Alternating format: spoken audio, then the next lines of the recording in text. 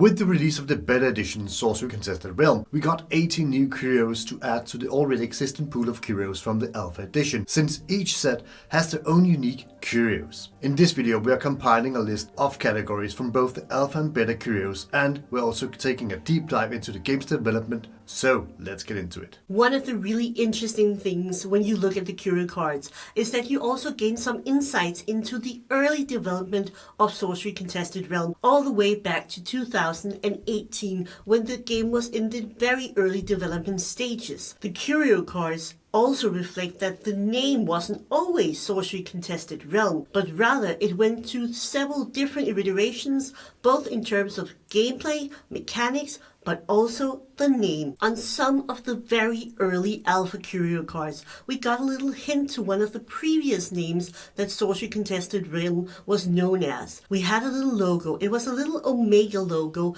but we couldn't really connect it to anything because we didn't know anything else about it. So as you can see on both the Grim Tangle, you can also see it on Belfry and several other of the Alpha Curios. In this little name tagline you have down under the text box, you can see that there is this little Omega logo.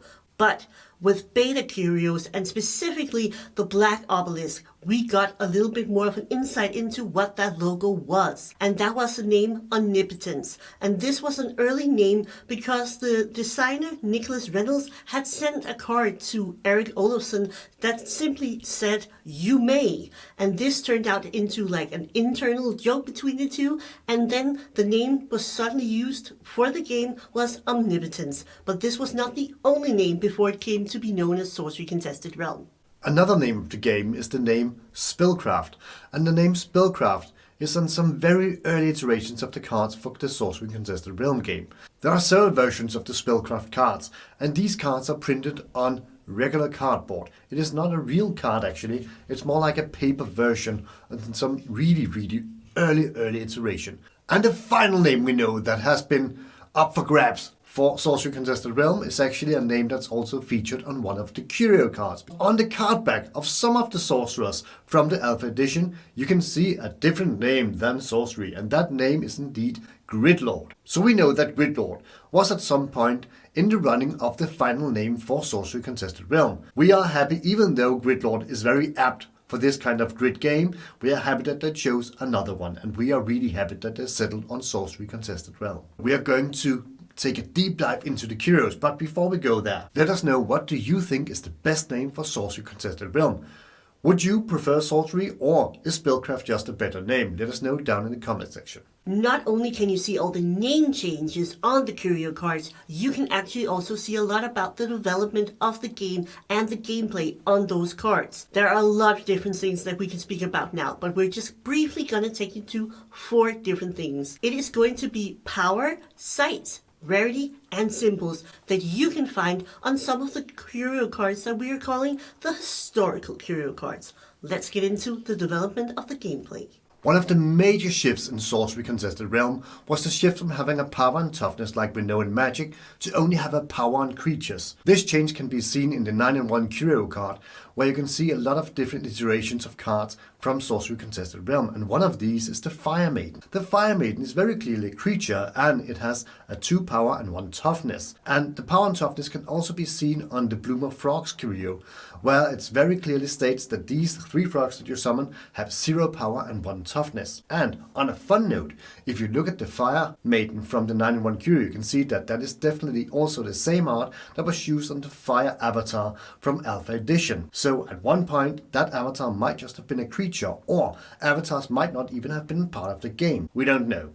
But it's interesting to speculate along these lines. Right now in Sorcery TCG, you have the Ordinary, the Exceptional, the Elite, and the Unique cards. These are the 4 rarities that we're all playing with and using right now. But at one point, there was also a Legendary rarity. And this is presumably what later on changed to being the Unique rarity. You can see this both on the Curio card Bloom of Frogs, but also on the River Styx Curio card. And this was one of the pointers in one of our many Curio videos, that the keyword Legendary should always remind you, hey, this is something that's wrong here, because this is no longer a keyword that we use. We don't know why the rarity changed. Maybe they just wanted to go with a different kind of wording, but it's really cool to see that even the rarity changed along the way. And speaking of the river Styx, there's also another very revealing feature about this Curio card, because it is evidently a side, because it says so right there in the text line. So this side is actually vertical.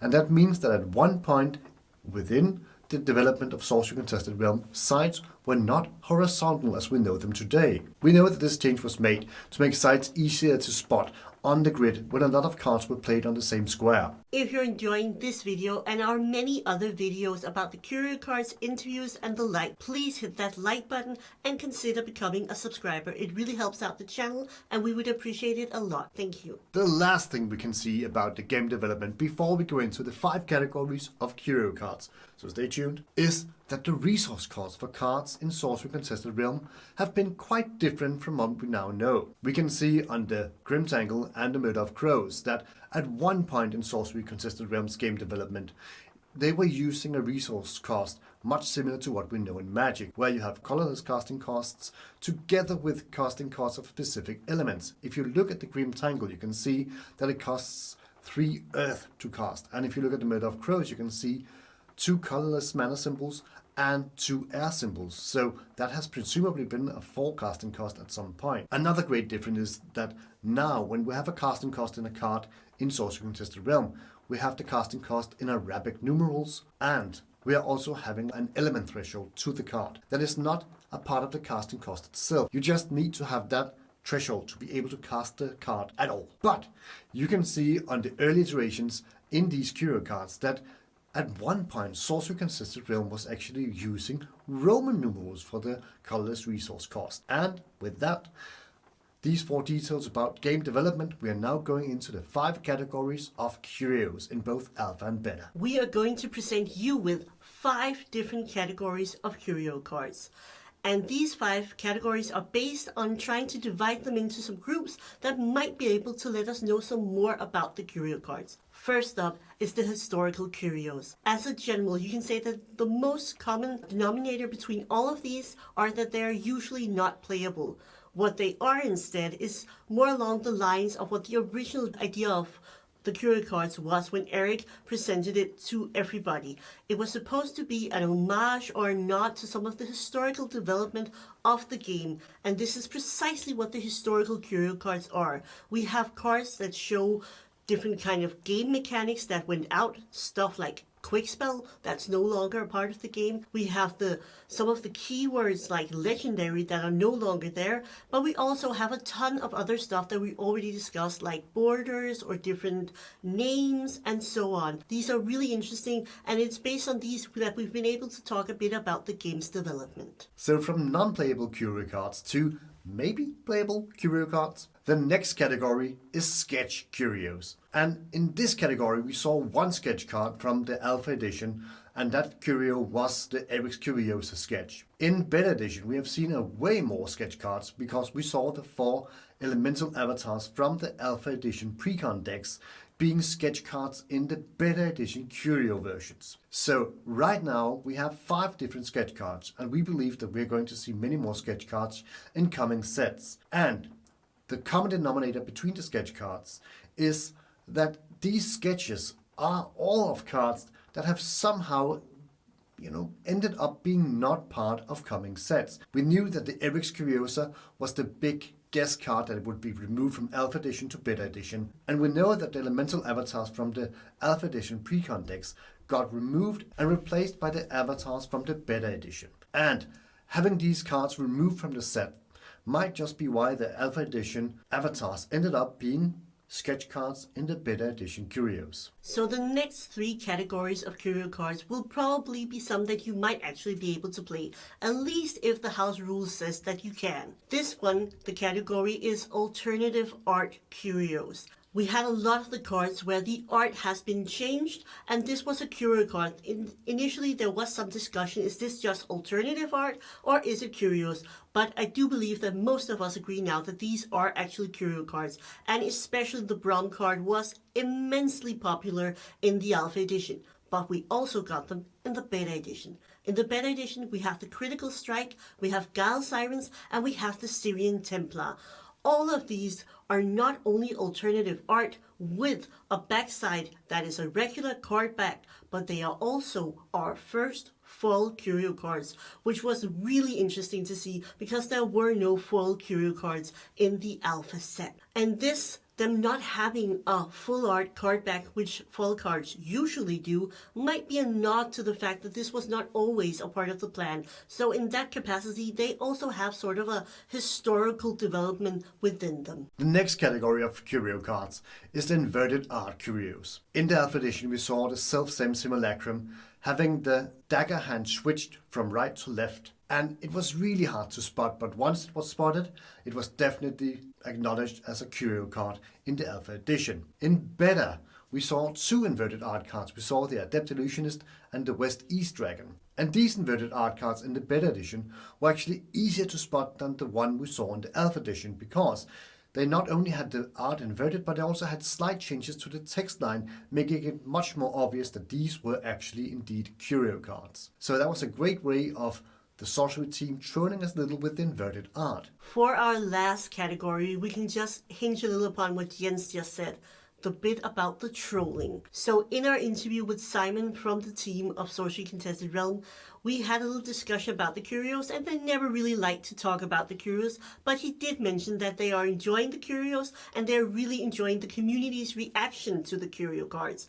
And we can definitely see that they like to have their fun and pulling the community's leg just a little bit when we look at the troll Curios, because in the Alpha Edition, some of the last Curios to get recognized was in fact the Cave Troll, the Bridge Troll, and the Bosque Troll, because these were really difficult. They are not Curios when you look at the front of the card, but when you turn it around, just above the sorcery big headline, you have a little text that goes, "An Eric's Curiosa game." And on these cards, it simply says, "An Eric's Curio game." And in Beta, we also got a little bit of trolling. So both the Shifting Sands card and also the Spirit of Destinies, they had been in the Alpha Precons, but there was a slight mistake. So instead of the Archer attribution line saying Alpha, it said copyright, and also it had the Precon lines. They fixed that and added it into the beta set as Curios, just a little pointer to they had made a slight mistake with the precon decks. And the last one that we put into this category is the Ares Curiosa card. This card was definitely, as we said, the most speculated to not be in the beta set because we knew that they were going to remove precisely one card. But then again, it actually wasn't removed quite because it showed up as a Curio card. And as you can see on Hane from Wizard's Den, awesome video, he could authenticate that this is definitely a beta card because the resolution is very much higher and looks entirely different than the alpha print run. So these troll cards has been a lot of fun to figure out, and I think it shows that the teams has a whimsical sense of humor that I really enjoy. Right now we have 36 different individual types of Curios in both Alpha and Beta. We have 18 in Alpha and 18 in Beta Edition. And there's been a lot of speculation about why 18. Most of us, when we started to look at the Curio cards, thought that there would be maybe 20, maybe 25, because it says 25 out of 300 on several of the Curio cards, but that might just have been like a template for the Curio cards. So why 18? Well, 18 could point back to 2018, where the game started its development and the creation of the game. 18, as a commenter suggested in one of our videos, could also be the amount of cards that you can look at on a double side regular 9-pocket binder. So when you open it up and look at two sides, you can see all of the Curios in each set. And with the whole aesthetic sense of Eric and the team, that might actually be right. I think there might be something to it. So there are a lot of Curios. If you want to see the total number of Curios pulled for both Alpha and for the Beta, please do join our Discord. The link is right down below in the description, and you are more than welcome. We're in there every day talking about cardboard and a lot about sorcery at the moment. And also, an ending note maybe for the Curio cards. There are a lot of different Curio cards, and there are a lot of biases. And with that, I mean that stuff like sketch Curio cards are a lot more likely to be found because they look so immediately different than all of the other Curio cards. So when you go join our Discord, you will find that some of them have been found in a lot higher number as regards to the rest of them. For example, the troll cards, not a lot of people have been through their bulk checking if that difference is on the back of the card. That was our take on the Curio cards from both Alpha and Beta Edition, and if you want to have a deep dive into all the Curios in the Beta Edition, you can watch this video up here. And with that being said, thank you for watching, and a big thank you to our YouTube channel members and our Patreon members. Thank you for supporting the Cardboard Guide. It means a lot to us and it really helps us develop our channel further, so thank you. We will see you in the next video.